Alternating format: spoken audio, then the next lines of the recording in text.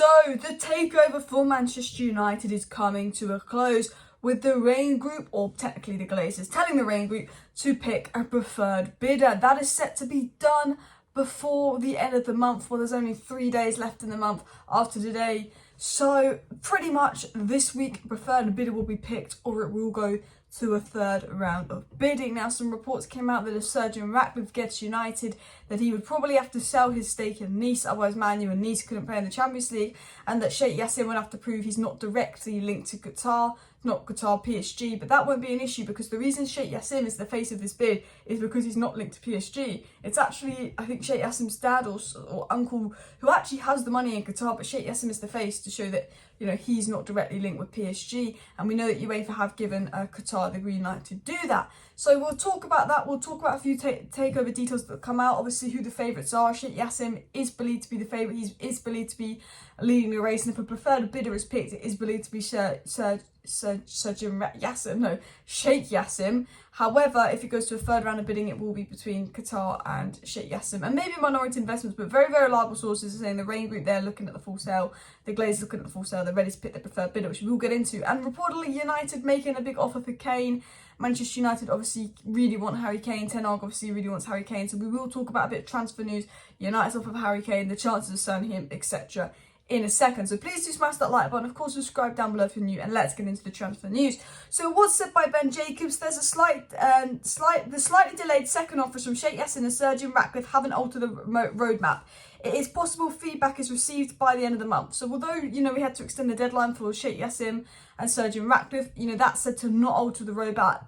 That's not caused any problems. People going, oh, if they didn't put the bid in by the deadline, you know, are the Glazers going to have an issue with it? La di la. The Glazers extended the deadline for a reason, okay? The fact that the Glazers extended the deadline and the Raine Group, and the Glazers, gave the Raine Group permission to extend the deadline, says to me it's because they're looking at the full sale.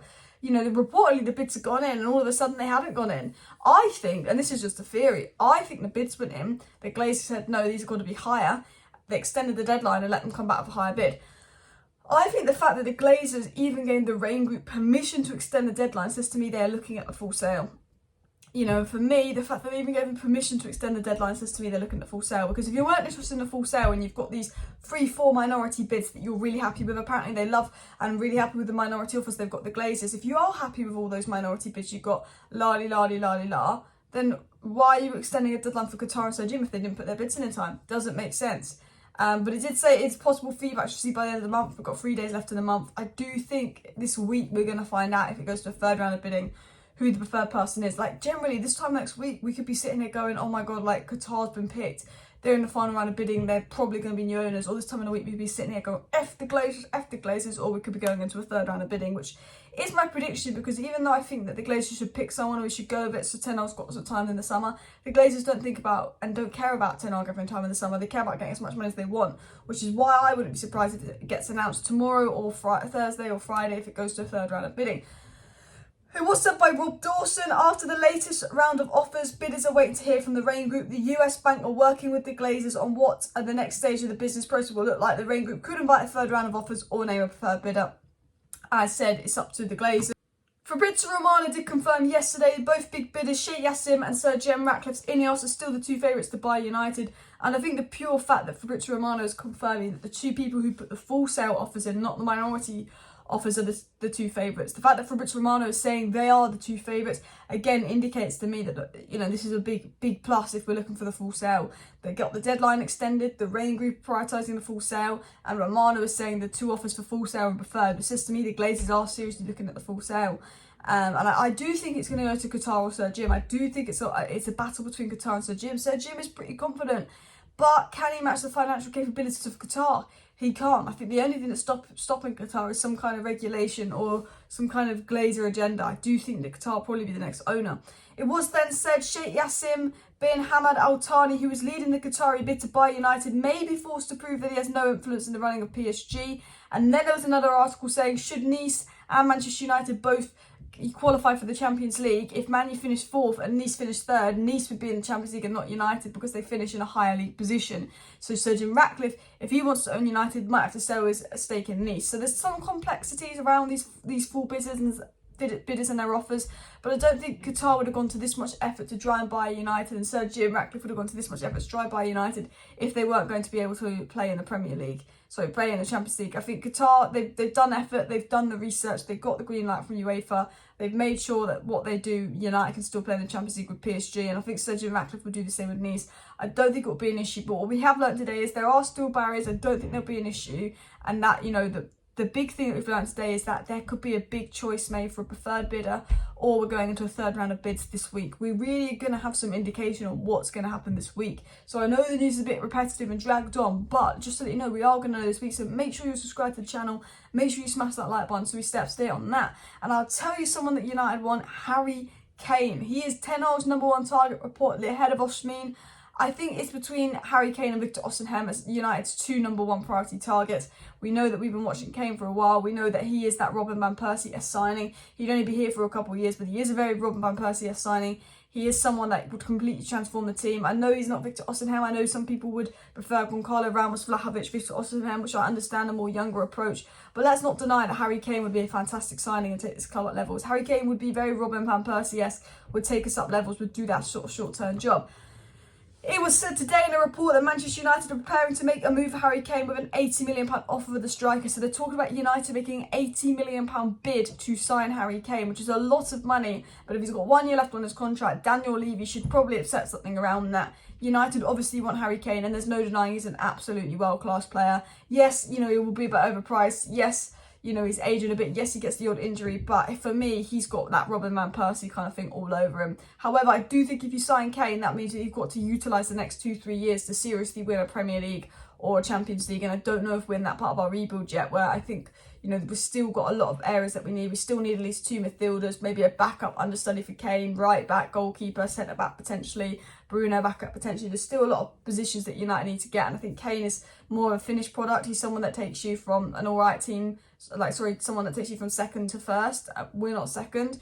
But I do think if you get Kane and you get the right midfielders, centre back, right goalkeeper, then 100% Kane could take United to Kane and De Jong and Diogo Costa generally could take United to a title race. Generally believe that. It was said, it's understood, Harry Kane will once push to exit Spurs and United, who are on the way back on the new boss Ten Hag as the preferred destination. So the Disco Mirror is claiming that we are his preferred destination and he's pushing to leave Spurs. I think Conte leaving Spurs, I think Spurs is sort of downhill trajectory. He wants to win a trophy. I do think maybe unless Spurs finish in the top 4 and we don't, then potentially he stays at Spurs. But I think the way it's going, I could see why we are his preferred destination. Liverpool can't have him, they just signed Nunes. Man City can't have him, they just signed Haaland. He won't go to a London club out of loyalty to Spurs. He doesn't seem like the type of guy to go abroad. I think he's coming for Alan Shearer's record. So I do think, in my opinion, that Man United would probably be his preferred destination, especially if we get top 4, especially if we get new owners. But I think he looks at what Ten Hag's done, how Ten Hag's won a trophy already. And I do think he looks at United, and if we continue the way we're going, if we have a good summer, we get new owners, 100% think Kane would be open to join United. It was then said Erik Ten Hag has made Harry Kane his #1 transfer target, says the Mirror, and I believe that. I think Osimhen is probably #2. I think Kane has an advantage because he's Premier League proven, and he is a very Ten Hag-esque player. I saw some people saying, oh, Kane's not dynamic enough to suit Ten Hag's system, he's not quick enough. Mate, he used Huntelaar, he used Sebastian Haller. Like, Ten Hag likes a Kane-type striker. I know he's not good on FIFA, I know he's not that kind of idealistic, fast, and look, I don't think he's as good. I think he is as good as Victor Osimhen, but I think long-term Victor Osimhen will be better. I just think Kane would be a fantastic signing. Even though it's not my first choice, there's no denying that he'd be good. And Ten Hag's made him the #1 summer transfer target, which I 100% believe, because United have also said that they want to get a striker in before pre-season. They don't want to be doing that thing where they get into August trying to sign a striker. The first thing they want to do is transfer window, sign a striker so we can start the first game of the Premier League season next season with a striker, not delay time. That's what Ten Hag wants. Which is why it's so frustrating with this takeover that the Glazers are delaying this, the Glazers are delaying that, because it's very obvious that Ten Hag wants stuff done quickly, and Ten Hag's summer could be costed a little bit because of the Glazers really trying to milk Qatar and Sergio Ratcliffe out of as much money as possible. The story continued up by saying that Manchester United are pushing hard to sign Kane. So the story continued up by saying, I read the wrong bit, that United bosses will not wait until the end of the season before opening negotiations to sign Harry Kane. So not only are they saying that, you know, United are willing to pay 80 million for Kane. They're going to put 80 million bid in. They're saying that United aren't going to wait until the end of next season to his contract's up. This summer, United are going to go in for Kane. They're going to make that offer, and they believe that Kane would want to go to United. And John Cross of the Mirror said that Manchester United are pushing hard to sign Harry Kane in a blockbuster 100 million deal, and Tottenham are desperate not to sell Kane to a Premier League rival. And that is the problem. I think the one thing that makes it hard for us to get Kane is Daniel Levy. Will he want to sell to United? Will he want to sell to a Premier League rival? I don't think he will. And I think that is going to be the barrier in getting Kane. I think United are willing to pay that 80 to 100 million mark. United want Kane, Ten Hag wants Kane. Kane could be open to the deal, but I think to get Kane, because of Spurs not wanting to sell him to a Premier League rival, even though he's got 1 year left on his contract, I do think we're going to have to pay a very heavily inflated price to get Harry Kane. But I think he is the number one transfer target. I think it's someone that United are clearly going for in the summer. And I do think new owners will play a part, but I do think it's really what Daniel Levy chooses to do, because he won't want to lose Kane on a free. But he won't want him to go to United. Anyway, that is the news for today, guys. Please do smash that like button. Of course, subscribe down below if you're new. Share the video. Thank you for watching. See you next time. Bye.